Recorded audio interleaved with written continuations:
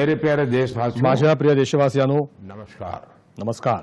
मन की बात में आपका स्वागत मन की बात मध्ये आपलं स्वागत आहे। है। आज आज 26 नोव्हेंबर हम कभी भी भूल हा दिवस आपण कधीही विसरू शकत नाही। के ही दिन याच दिवशी देश पर आपल्या देशावर सर्वात भीषण आणि नृशंस दहशतवादी हल्ला झाला होता।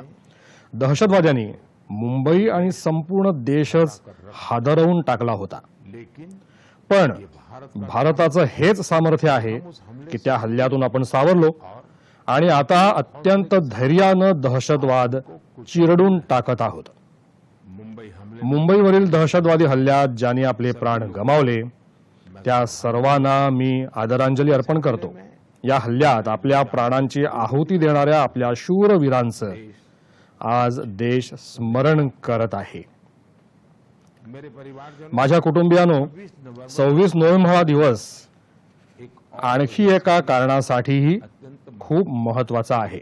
1949 याच दिवशी 1949 मध्ये संविधान सभेनं भारतीय राज्यघटनेचा स्वीकार केला होता। मुझे याद है मला आठवतंय की 2015 साली जेव्हा हम बाबा साहब आपण बाबासाहेब आंबेडकर यांची 125वी जयंती साजरी करत होतो, ये विचार आया त्याच वेळी कि 26 नोव्हेंबर हा दिवस संविधान दिन म्हणून साजरा करावा अशी कल्पना समोर आली से हर साल आणि तेव्हापासून आपण दरवर्षी हा दिवस संविधान संविधान दिन म्हणून साजरा करत आहोत। मैं सभी देश मी सर्व देशवासियांना संविधान दिनानिमित्त खूप खूप शुभेच्छा देतो और आणि आपण सर्वजण एकत्र येऊन नागरिक नागरिकांच्या कर्तव्याला प्राधान्य देत प्राथमिकता दे विकसित भारताचा संकल्प भारत के सब निश्चितपणे पूर्ण करू। पूरा करें। साथियों, मित्रांनो, आपणा सर्वांना माहिती आहे कि की संविधान संविधान तयार करण्यासाठी 2 वर्ष 11 11 महिने 18 आणि 18 दिवस लागले। श्री श्री सच्चिदानंदजी सिन्हाजी संविधान हे संविधान सभेचे सर्वात ज्येष्ठ सदस्य होते। 60 से 60 पेक्षा जास्त देशांच्या संविधानांचा अभ्यास करून चर्चा के बाद आणि दीर्घ विचार विनिमयानंतर आपल्या राज्यघटनेचा मसुदा तयार करण्यात आला। आप तैयार हो मसुदा तयार झाल्यानंतर त्याला अंतिम स्वरूप देण्यापूर्वी त्यात पुन्हा 2000हून जास्त दुरुस्त्या करण्यात आल्या।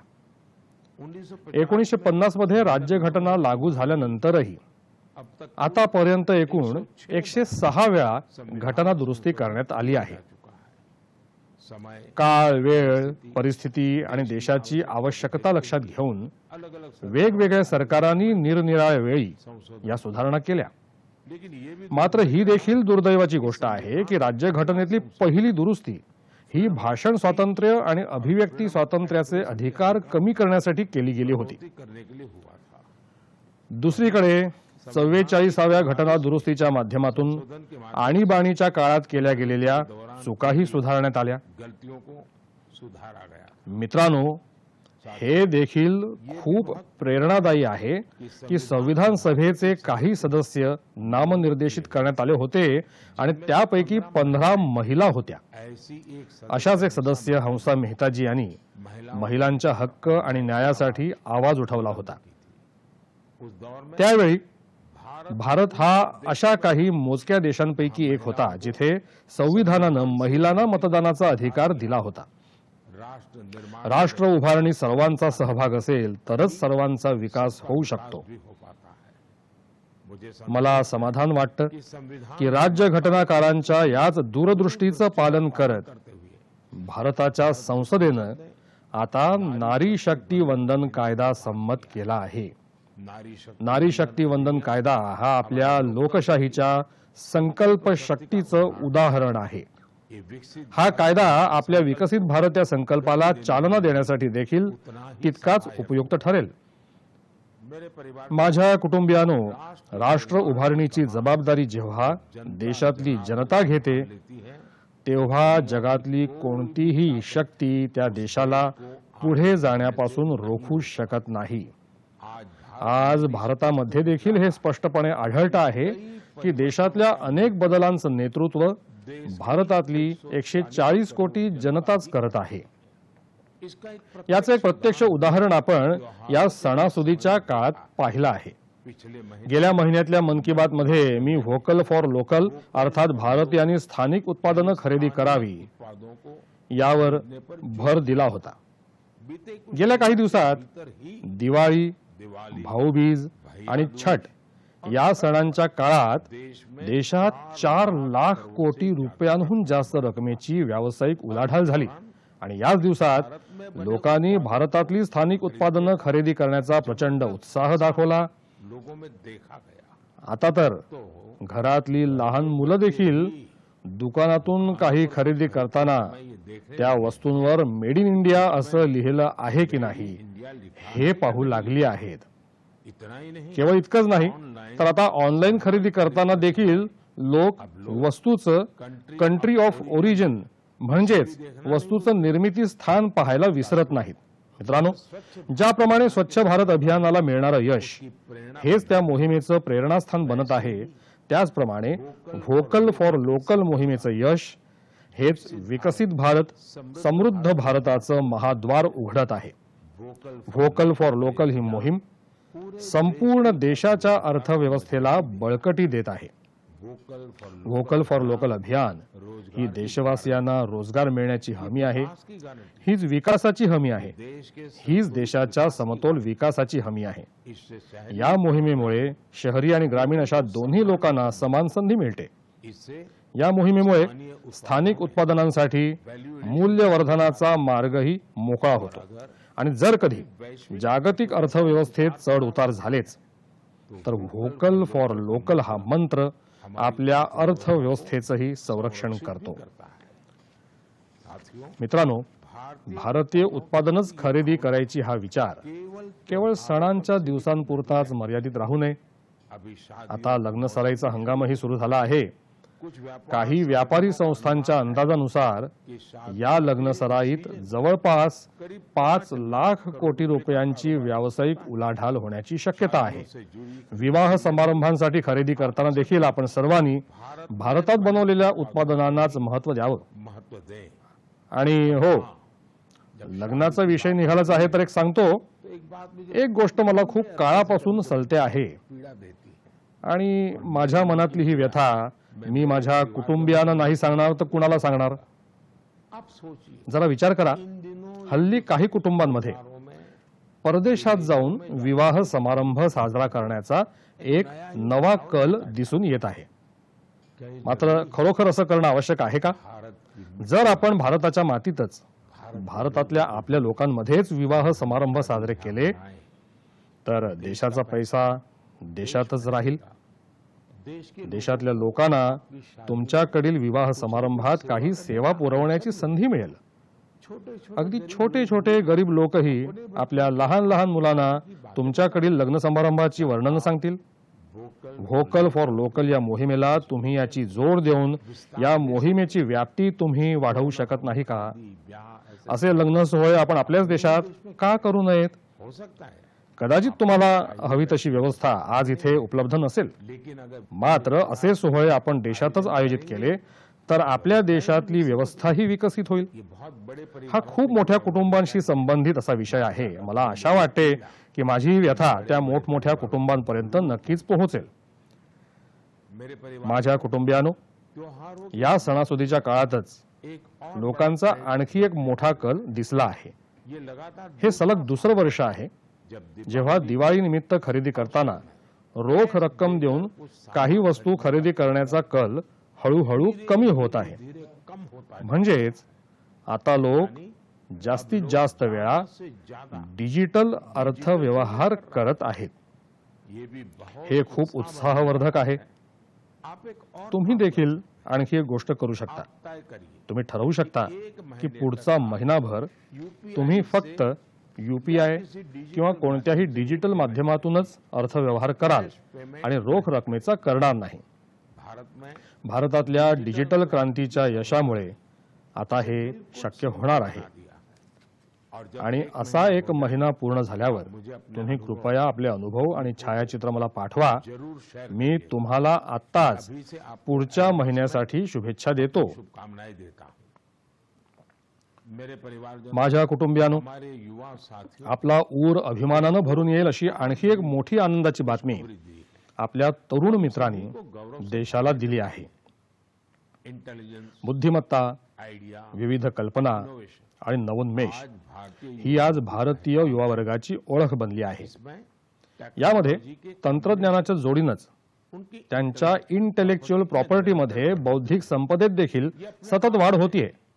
देश हे असं मुळात देशाचं सामर्थ्य वाढवणारी महत्वाची प्रगती आहे. प्रगति है.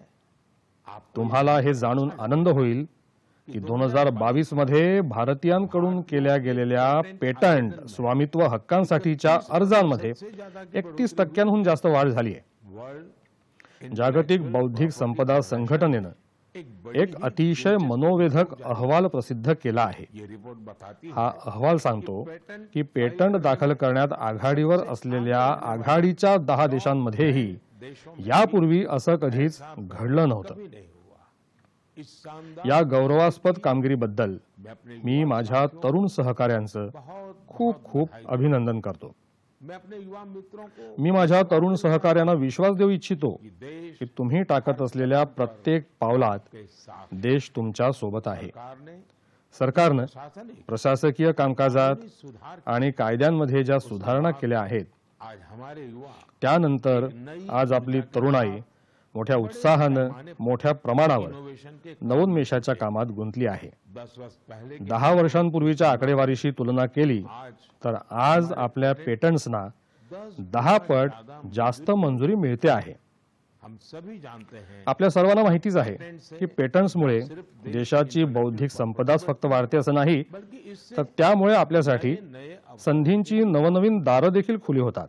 इतना ही नहीं इतकंच नाही ये हमारे तर त्यामुळे आपल्या स्टार्टअप्स नव उद्योगांची ताकद आणि क्षमता देखील वाढते. हमारे स्कूली बच्चों में आज आपल्या शाळकरी मुलांच्या मनात देखील नवोन्मेषाच्या भावनेचा विकास होत आहे. Tinkering lab, Atal tinkering lab, innovation Atal innovation mission, college महाविद्यालयात इन्क्युबेशन सेंटर्स, स्टार्टअप इंडिया अभियान अशा सातत्यपूर्ण प्रयत्नांचे चांगले परिणाम देशवासियांसमोर दिसत आहेत. ये भी हे देखील भारत की भारताच्या युवा शक्तीचं, भारताच्या नाविन्यपूर्ण शक्तीचं प्रत्यक्ष उदाहरण. प्रत्यक्ष उदाहरण आहे. इसी जोश के याच उत्साहानं आपण यापुढेही चालत राहू आणि विकसित भारताचा आपला संकल्प निश्चित साध्य करून दाखवू. आणि म्हणूनच मी पुन्हा पुन्हा म्हणतो, बार बार कहता हूँ, जय जवान, जय जवान, जय किसान, जय विज्ञान, जय अनुसंधान. जय अनुसंधान. मेरे प्यारे देशवासियों, माझ्या प्रिय देशवासियांनो, तुम्हाला आठवत असेल पहले की मन की बात मध्येच काही दिवसांपूर्वी मैं बड़ी भारतात मोठ्या संख्येनं भरणाऱ्या मेळ्यांबद्दल, खेलों की चर्चा जत्रांबद्दल आपण बोललो होतो. ऐसी प्रतियोगिता का भी विचार आया. तेव्हा एका अशा स्पर्धेची कल्पना समोर आली मेलों ज्यात लोक मेळ्यांचे वा जत्रांशी संबंधित छायाचित्र पाठवू शकतील. मंत्रालय ने इसी को लेकर संस्कृती मंत्रालयानं याच कल्पनेला अनुषंगून मेला मोमेंट्स या जत्रेतले क्षण टिपणाऱ्या स्पर्धेचं आयोजन केलं. तुम्हाला हे ऐकून आनंद वाटेल की हजारो लोकांनी या स्पर्धेत भाग घेतला आणि त्यातल्या अनेकांनी बक्षीसही जिंकली. कोलकाता के रहने वाले कोलकाता इथे राहणारे श्री राजेश धरजी यांनी चरक मेळ्यात त्यांनी फुगे आणि खेळणी विकणाऱ्या काढलेल्या अप्रतिम छायाचित्रासाठी पुरस्कार मिळवला. ये मेला ही जत्रा ग्रामीण बंगालमध्ये खूपच लोकप्रिय आहे. वाराणसी वाराणसीचा होळी उत्सव चितारणाऱ्या अनुपम सिंहजी यांना अनुपम सिंह जी मेळा पोर्ट्रेट पुरस्कार मिळाला. प्रेस का पुरस्कार मिला. अरुण कुमार नलीमेलाजी यांना कुलसाई दशहरा से कुलसाई दसरा या सणाशी संबंधित एक आकर्षक पैलू दाखवल्याबद्दल पुरस्कार देण्यात आला. पुरस्कृत किए गए. तसंच वैसे ही पंढरपूर मधला भक्तिभाव दाखवणारं एक छायाचित्र लोकांना सर्वात जास्त आवडलेल्या छायाचित्रांमध्ये समाविष्ट झालं. जिसे हे छायाचित्र पाठवलं होतं महाराष्ट्रातल्या श्री राहुलजी यांनी. ने भेजा था. इस या स्पर्धेत आलेली अनेक छायाचित्र जत्रेत मिळणाऱ्या स्थानिक पक्वान्नांची होती. स्थानीय व्यंजनों की भी थी. यामध्ये इसमें पुरलिया इथे राहणारे आलोक अविनाशजी नाथ जी की यांनी पाठवलेल्या छायाचित्राला पुरस्कार मिळाला. उन्होंने एक त्यांनी बंगालच्या ग्रामीण भागातल्या एका जत्रेमधले खाद्यपदार्थ दाखवले होते. को दिखाया था. प्रणव बसाकजींनी काढलेल्या छायाचित्रालाही बक्षीस मिळालं. जिसमें भगवान त्यांनी भगोरिया महोत्सवात कुल्फीचा आनंद घेणाऱ्या महिलांचं छायाचित्र काढलं होतं. रुमेला जी ने रुमेलाजी यांनी छत्तीसगडमधल्या जगदलपूर इथल्या गावातल्या जत्रेत भजी खाणाऱ्या महिलांचं छायाचित्र पाठवलं होतं. की फोटो भेजी थी. त्यालाही बक्षीस मिळालं. ही पुरस्कृत किया गया. मित्रांनो, मन की बातच्या माध्यमातून मी आज प्रत्येक गावाला, प्रत्येक शाळेला, प्रत्येक पंचायतीला अशा स्पर्धा सातत्यानं आयोजित करण्याची विनंती करतो. का आयोजन करें. आजकल तो हल्ली तर समाज माध्यमांची ताकद इतकी वाढली आहे, टेक्नोलॉजी तंत्रज्ञान आणि मोबाईल फोन घराघरात पोहोचले आहेत. पहुंचे हुए हैं. तुमचा स्थानिक सण असो किंवा उत्पादन, या साधनांद्वारे तुम्ही जगापर्यंत पोहोचू शकता. बना सकते हैं. साथियों, मित्रांनो, गांव गावोगावी जशा जत्रा भरतात त्याचप्रमाणे इथल्या विविध नृत्यांचीही स्वतःची अशी परंपरा आहे. झारखंड, ओदिशा आणि बंगालच्या आदिवासी भागात छऊ नावाचं एक नृत्य अतिशय प्रसिद्ध आहे. से बुलाते हैं. 15 ते 17 नोव्हेंबर दरम्यान एक भारत श्रेष्ठ भारत या विचारानं श्रीनगरमध्ये छऊ महोत्सवाचं आयोजन करण्यात आलं होतं. इस कार्यक्रम या कार्यक्रमात सर्वांनी सबने छऊ नृत्याचा आनंद लुटला. श्रीनगर श्रीनगरमधल्या तरुणांना छऊ छऊ नृत्याचं प्रशिक्षण देण्यासाठी एक कार्यशाळाही आयोजित करण्यात आली होती. इसी प्रकार कुछ याच प्रकारे काही आठवड्यांपूर्वी जिले में कठुआ जिल्ह्यात बसोहली उत्सव आयोजित करण्यात आला होता. ये जगह हे स्थान जम्मू से जम्मू पासून 150 किलोमीटर अंतरावर आहे. उत्सव में या महोत्सवात स्थानिक कला, लोकनृत्य आणि पारंपरिक रामलीलेचं आयोजन करण्यात आलं होतं. मित्रांनो, भारतीय संस्कृतीचं सौंदर्य सौदी अरेबियातही अनुभवायला मिळालं. इसी महीने याच महिन्यात सौदी अरेबियात संस्कृत उत्सव नावाचा एक कार्यक्रम आयोजित करण्यात आला. ये अपने हा कार्यक्रम अत्यंत अनोखा होता, कारण तो संपूर्ण कार्यक्रम संस्कृतमध्ये होता. संस्कृत में था. संवाद संवाद, संगीत, नृत्य सारं काही संस्कृतमध्ये. इसमें त्यात स्थानिक लोकांचा सहभागही पाहायला मिळाला. मेरे परिवार माझ्या कुटुंबियानो, स्वच्छ भारत स्वच्छ भारत तर आता पूरे देश का संपूर्ण देशाचा आवडता विषय बनला आहे. मेरा तो प्रिय विषय है. माझा तर तो आवडता विषय आहेच, आणि जेव्हा मला त्या विषयाशी निगडीत एखादी माहिती मिळते तेव्हा माझं मन त्याकडे धावतं. और स्वाभाविक आणि हे स्वाभाविक आहे उसको मन की की मन की बात मध्ये त्या बातमीला जागा मिळते. स्वच्छ भारत अभियान स्वच्छ भारत अभियानानं साफसफाई आणि सार्वजनिक स्वच्छतेबाबत लोकांची मानसिकता बदलली आहे. ये पहल हा उपक्रम आज राष्ट्रीय भावनेचं प्रतीक बनला आहे. जिसने करोड़ों यानं कोट्यवधी देशवासियांचं जीवन सुखमय बनवलं आहे. अभियान ने अलग अलग या अभियानानं वेगवेगळ्या क्षेत्रातल्या लोकांना, खास करून युवकांना सामूहिक भागीदारीसाठी प्रेरित केलं आहे. ऐसा ही असाच एक प्रशंसनीय प्रयत्न सुरतमध्ये पाहायला मिळाला आहे. युवाओं की एक युवा वर्गाच्या एका चमूने इथे प्रोजेक्ट सुरत या प्रकल्पाची सुरुवात केली आहे. इसका लक्ष्य याचं उद्दिष्ट सुरतला एक आदर्श शहर बनवणं हे आहे, जे स्वच्छता आणि शाश्वत विकासाचं एक उत्कृष्ट उदाहरण बनेल. बने. सफाई संडे या नावानं सुरू झालेल्या या उपक्रमाअंतर्गत सूरत सुरतचे युवक युवती प्रथम सार्वजनिक जागा आणि दुमास समुद्र किनाऱ्याची स्वच्छता करत असत. ये लोग नंतर या लोकांनी तापी नदीच्या किनाऱ्यांची स्वच्छता करण्याच्या कामात स्वतःला पूर्णपणे झोकून दिलं. आणि आपल्याला हे जाणून आनंद होईल की पाहता पाहता या उपक्रमाशी जोडलेल्या लोकांची संख्या आता 50,000वर पोहोचली आहे. लोगों से लोकांकडून मिळालेल्या या पाठबळामुळे या चमूचा आत्मविश्वास वाढला आणि त्यानंतर त्यांनी कचरा गोळा करण्याचं कामही सुरू केलं. आपको आपण हे जाणून चकित व्हाल की या लोकांनी लाखो किलोग्रॅम कचरा हटवला आहे. जमिनी अगदी मुळापासून केले जाणारे असे प्रयत्न खूप मोठे परिवर्तन घडवून आणणारे ठरतात. साथियों मित्रांनो, आज से ही गुजरातमधूनच एक माहिती हाती आली आहे. कुछ सप्ताह काही आठवडे अगोदर तिथे अंबाजीमध्ये भादरवी पूनम मेळा म्हणजेच भाद्रपद पौर्णिमा उत्सव आयोजित करण्यात आला. या जत्रेसाठी 50 लाखाहून जास्त लोक आले. मेला प्रतिवर्ष हा मेळा दरवर्षी होत असतो. इसकी सबसे या मेळ्याची सर्वात खास बाब ही होती की इथे आलेल्या लोकांनी गब्बर हिल या टेकडीच्या एका मोठ्या भागात स्वच्छता मोहीम राबवली. मंदिरों के आस मंदिरांचा आसपासचा संपूर्ण परिसर स्वच्छ राखण्याचं हे अभियान अत्यंत प्रेरक आहे. साथियों मित्रांनो, मैं हमेशा मी नेहमी हे सांगत असतो स्वच्छता की हे स्वच्छता अभियान एक दिवसाची किंवा एका आठवड्याची मोहीम नाही, तर ते ये तो संपूर्ण जीवनभर करत राहण्याचं काम आहे. हम अपने आपण आपल्या आसपास असे लोक पाहतो की ज्यांनी आपलं संपूर्ण जीवन स्वच्छतेशी संबंधित विषयामध्येच घालवलं आहे. तामिळनाडूच्या कोइंबतूर मधल्या लोगानाथनजी यांचं उदाहरण देखील असंच अजोड आहे. लहानपणी गरीब मुलांचे फाटलेले कपडे पाहून ते नेहमी व्यथित होत असत. त्यानंतर त्यांनी अशा मुलांना मदत करण्याचा निर्धार केला आणि आपल्या कमाईतला एक भाग ते या मुलांच्या मदतीसाठी दान करू लागले. पैसे कमी पडले तर लोगानाथनजी यांनी लोकांच्या स्वच्छतागृहांचीही साफसफाई केली जेणेकरून या गरजू मुलांना मदत होऊ शकेल. ते गेल्या 25 वर्षात या कामात पूर्णपणे समर्पित भावानं बुडून गेले आहेत आणि आतापर्यंत 1500हून जास्त मुलांची त्यांनी मदत केली आहे. मी पुन्हा एकदा अशा प्रयत्नांची प्रशंसा करतो. देशभरात होत असलेले असे अनेक प्रयत्न हे आपल्याला केवळ प्रेरणाच देत नाही तर आपल्यामध्ये काहीतरी नवीन करण्याची इच्छाशक्तीही जागवतात.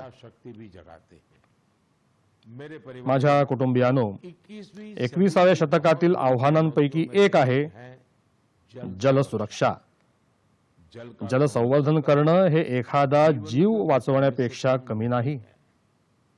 जेव्हा आपण सामूहिकतेच्या या भावनेतून एखादं काम करतो तेव्हा यशही मिळत असतं. याचं एक उदाहरण देशातल्या प्रत्येक जिल्ह्यात तयार होत असलेलं अमृत सरोवर सुद्धा आहे. स्वातंत्र्याच्या अमृत महोत्सवादरम्यान भारतानं जी 65,000हून जास्त अमृत सरोवर बांधली आहेत त्यांचा लाभ येणाऱ्या पिढ्यांना मिळत राहणार आहे. आता आपली ही देखील जबाबदारी आहे की जिथे जिथे अमृत सरोवर तयार झाली आहेत त्यांची निरंतर देखभाल व्हायला हवी. ही सरोवर जलसंवर्धनाचे प्रमुख स्रोत बनून राहावीत. मित्रांनो, जलसंवर्धनाच्या अशाच चर्चांमधून मला गुजरातच्या अमरेलीमध्ये झालेल्या जल उत्सवाबद्दलही माहिती मिळाली. गुजरातमध्ये 12 महिने वाहणाऱ्या नद्यांचा अभाव आहे. त्यामुळे लोकांना बहुतांशी पावसाच्या पाण्यावर अवलंबून राहावं लागतं. गेल्या 20-25 वर्षात सरकार आणि सामाजिक संघटनांच्या प्रयत्नानंतर तिथल्या परिस्थितीत परिवर्तन नक्कीच आलं आहे आणि म्हणूनच तिथे जल उत्सवांचं मोठं महात्म्य आहे. अमरेलीमध्ये झालेल्या जल उत्सवात जलसंवर्धन आणि तलावांच्या संरक्षणाबद्दल लोकांमध्ये जागृती करण्यात आली. त्यामध्ये जल क्रीडा प्रकारांनाही उत्तेजन देण्यात आलं. जलसंवर्धनाबाबत तज्ज्ञांशी विचार विनिमयही करण्यात आला. कार्यक्रमात सहभागी झालेल्या लोकांना तिरंगावालं कारंज फारच पसंत पडलं. या जल उत्सवाचं आयोजन सुरतच्या हिरे व्यवसायात नाव कमावलेल्या सावजीभाई ढोलकिया प्रतिष्ठाननं केलं होतं. मी त्याच्यात सहभागी झालेल्या प्रत्येकाचं अभिनंदन करतो. जलसंवर्धनासाठी असंच काम करत राहण्यासाठी शुभेच्छा देतो. माझ्या कुटुंबियांनो, आज जगभरात कौशल्य विकासाचं महत्त्व मान्यता पावत आहे. जेव्हा आपण एखाद्याला एखादं कौशल्य शिकवतो तेव्हा त्याला केवळ एक कलाच देऊ करत नाही तर उत्पन्नाचा मार्ग उपलब्ध करून देत असतो. आणि जेव्हा मला हे समजलं की एक संस्था गेल्या 4 दशकांपासून कौशल्य विकासाच्या कामात गुंतली आहे तेव्हा तर मला अधिकच बरं वाटलं. ही संस्था आंध्र प्रदेशच्या श्रीकाकुलम मध्ये आहे आणि तिचं नाव बेल्जीपुरम युथ क्लब असं आहे. कौशल्य विकासावर लक्ष केंद्रित करून बेल्जीपुरम युथ क्लबनं जवळपास 7,000 महिलांना सक्षम बनवलं आहे. यातल्या बहुतांश महिला आज स्वबळावर काही ना काही काम करत आहेत.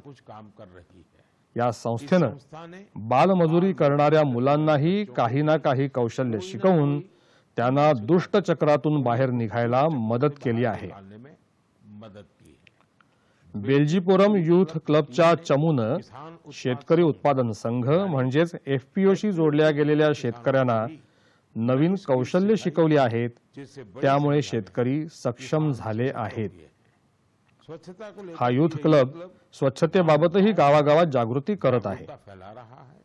संस्थेनं अनेक शौचालय निर्माण करण्यातही मदत केली आहे. मी कौशल्य विकासासाठी या संस्थेची जोडल्या गेलेल्या सर्व लोकांचं अभिनंदन करतो.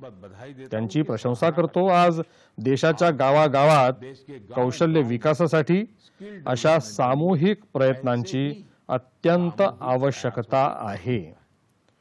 साथियों, मित्रांनो, जब किसी जेव्हा एका उद्दिष्टासाठी सामूहिक प्रयत्न होतो तेव्हा त्यातून मिळणारं यशही अधिक उंची गाठतं. मैं आप सभी से मी आपल्या सर्वांना लडाखचे एक प्रेरणादायक उदाहरण सांगू इच्छितो. आपने आपण पश्मिना शालींबाबत तर ऐकलंच असेल. पिछले कुछ गेल्या काही काळापासून लडाखी पश्मिना शालींबाबत खूप बोललं जात आहे. लद्दाखी लडाखी पश्मिना लुम्स ऑफ लडाख म्हणजेच लडाखची वीण या नावानं जगभरातल्या बाजारपेठात जात आहे. हैरान रह जाएंगे. आपण हे ऐकून चकित व्हाल की या शाली तयार करण्यात 15 गावांतील 450हून जास्त महिला सहभागी आहेत. पहले सुरुवातीला त्या ही उत्पादनं तिथे आलेल्या पर्यटकांनाच विकत होत्या. लेकिन अब मात्र आता डिजिटल भारत डिजिटल भारताच्या या काळात उनकी बनाई त्यांनी बनवलेल्या या वस्तू देश आणि जगातल्या वेगवेगळ्या बाजारांमध्ये पोहोचत आहेत. यानी म्हणजे आपलं लोकल आता ग्लोबल स्थानिक उत्पादन वैश्विक होत आहे आणि यातून या महिलांचं उत्पन्न सुद्धा वाढलं आहे. साथियों, मित्रांनो, नारी शक्तीचं असं यश देश के देशाच्या कानाकोपऱ्यात पाहायला मिळतंय. जरूरत ऐसी अशा बाबी जास्तीत जास्त समोर आणण्याची आवश्यकता आहे. और ये बताने आणि हे सांगण्यासाठी मन की बात पेक्षा दुसरं जास्त चांगलं व्यासपीठ कोणतं असू शकेल, तर आपणही अशा प्रकारची जास्तीत जास्त उदाहरणं माझ्यापर्यंत पोहोचवा. मी सुद्धा ती सर्वांसमोर आणण्याचा पूर्ण प्रयत्न करेन. आपके बीच ला सकूं. मेरे परिवार माझ्या कुटुंबियानो, मन की बात में मन की बात मध्ये आपण अशा सामूहिक प्रयत्नांची चर्चा करत आलो आहोत. जिनसे समाज या प्रयत्नांमुळे समाजामध्ये मोठमोठे बदलही झाले आहेत. की बात की मन की बातचं एक यश हे सुद्धा आहे की या कार्यक्रमानं घराघरात रेडिओला आणखी लोकप्रिय बनवलं आहे. माय माय गो संकेतस्थळावर मला उत्तर प्रदेशच्या अमरोहाचे रामसिंह बौद्धजी यांचं पत्र मिळालंय. रामसिंह जी रामसिंहजी गेल्या अनेक वर्षांपासून रेडिओंचा संग्रह करण्याचं काम करत आहेत. उनका कहना है, त्यांचं असं म्हणणं आहे की मन की बात कार्यक्रम सुरू झाल्यापासून त्यांचा रेडिओ संग्रह पाहण्यासाठी लोकांची उत्सुकता आणखी वाढली आहे. ऐसे ही असंच मन की बात न प्रेरित होऊन अहमदाबादच्या जवळच तीर्थधाम तीर्थधाम प्रेरणा तीर्थानं एक दिल एक मनोरंजक प्रदर्शन भरवलं आहे. इसमें देश यात देश परदेशातले 100हून जास्त जुने रेडिओ ठेवले आहेत. यहाँ मन की इथे मन की बातचे आतापर्यंत झालेले सर्व भाग ऐकायला मिळू शकतात. कई और उदाहरण आणखी अशी कैक उदाहरणं आहेत की जिथे मन की बात पासून प्रेरणा घेऊन कशा प्रकारे लोकांनी आपलं स्वतःचं काम सुरू केलं. अपना खुद का काम शुरू किया. असंच एक उदाहरण उदाहरण कर्नाटकच्या चामराजनगरच्या वर्षाजींचं आहे. जिन्हें त्यांना मन की बातनं अपने पैरों आपल्या स्वतःच्या पायावर उभं राहण्यासाठी प्रेरित केलं. इस कार्यक्रम के एक या कार्यक्रमातल्या एका भागातून प्रेरणा घेऊन त्यांनी केळीपासून जैविक खत तयार करायला सुरुवात केली. प्रकृति से निसर्गाशी अत्यंत जवळीक जपलेल्या वर्षाजींचा हा उपक्रम इतरांसाठीही रोजगाराच्या संधी घेऊन आला आहे. लेकर आई है. माझ्या कुटुंबियानो, उद्या 27 नोव्हेंबरला कार्तिक पौर्णिमा आहे. याच दिवशी देव दिवाळीही साजरी केली जाते. जाती है. आणि माझ्या मनात तर नेहमी असतं की काशीची देव दिवाळी जरूर पाहूया. इस बार यावेळी मात्र मी काशीला जाऊ शकणार नाही. मात्र बनारसच्या लोकांना मन की बातच्या माध्यमातून माझ्या शुभेच्छा नक्की पाठवत आहे. कामनाएं जरूर भेज रहा हूं. यावेळी सुद्धा काशीच्या घाटांवर लाखो दिवे पेटवले जातील. भव्य भव्य आरती होईल. लेजर लेझर शो होईल. लाखों लाखांच्या संख्येनं आलेले देश परदेशातले लोक इथे येऊन देव दिवाळीचा आनंद लुटतील. साथियों, मित्रांनो, उद्या कार्तिक पौर्णिमेच्या दिवशीच गुरु नानक देवजींचं प्रकाश पर्व आहे. गुरु नानकजींची अमूल्य शिकवण भारतच नव्हे तर जगासाठीही आजही प्रेरक आज भी आणि प्रासंगिक आहे. प्रासंगिक है. ती आम्हाला साधेपणा, सद्भाव आणि दुसऱ्यांप्रती समर्पित होण्यासाठी प्रेरित करत असते. के लिए प्रेरित करते हैं. गुरु नानक देवजी यांनी सेवा भावना आणि सेवा कार्याची जी शिकवण दिली आहे तिचं पालन आपले शीख बंधू भगिनी जगभरात करताना दिसतात. मैं मन की मी मन की बातच्या सर्व श्रोत्यांना गुरु नानक देवजी यांच्या प्रकाश पर्व उत्सवाबद्दल खूप खूप शुभेच्छा देतो. मेरे परिवार माझ्या कुटुंबियानो, मन की बात आज मन की बात मध्ये यावेळी इतकंच. देखते ही पाहता पाहता 2023 वर्ष अखेर होत आली आहे. तरफ बढ़ रहा है. प्रत्येक वर्षी प्रमाणेच आपण आणि मी विचार करत आहोत कि अरे की अरे किती लवकर हे वर्ष संपलं. लेकिन ये भी पण हे सुद्धा सत्य आहे ये साल की हे वर्ष भारतासाठी अपरिमित यशाचं वर्ष राहिलं आहे. रहा है और आणि भारताचं यश हे प्रत्येक भारतीयाचं यश आहे. खुशी है मला याचा आनंद आहे की मन की बात भारतीयांचं यश समोर आणण्याचं एक सशक्त माध्यम बनलं आहे. एक सशक्त माध्यम बना. पुढील वेळेला अगली बार देशवासियांच्या अशा अनेक यशांबद्दल सारी सफलता पुन्हा आपल्याशी बातचीत होईल. तब तक के लिए तोपर्यंत मला निरोप द्या. खूप खूप आभार. नमस्कार.